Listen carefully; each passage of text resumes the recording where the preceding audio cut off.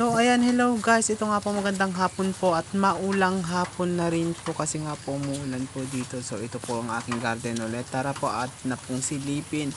At ito na nga po ang aking mga repolyo na huli pong naitanim at ito na po ang aking siling emperor.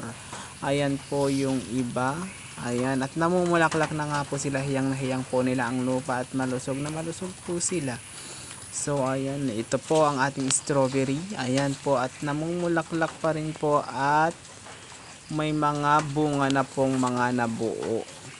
Ngayon po, ito po yung mga bunga at mga bulaklak po niya ay yung mga nauna pong na-form na bunga ay malalaki na po, mga mas malaki na po sa thumb size po. Ito po ang mas maliit po at ito po ang thumb size po ang size po niya. At ayan po, kung may nakikita nyo po yung space doon na wala pong tanim, binunot ko po yung unang namulaklak dahil nga po nagkaroon po ng fungus sa puno, kaya naman po tinanggal ko na bago pa makahawa sa iba.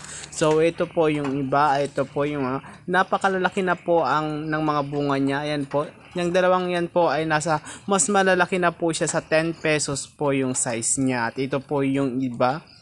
Ayan po, may malapit ng mahinog. Ayan na nga po siya at hindi po siya nag-form ng maganda dahil nga po sa ulan ng ulan dito po sa amin, dito sa Aurora.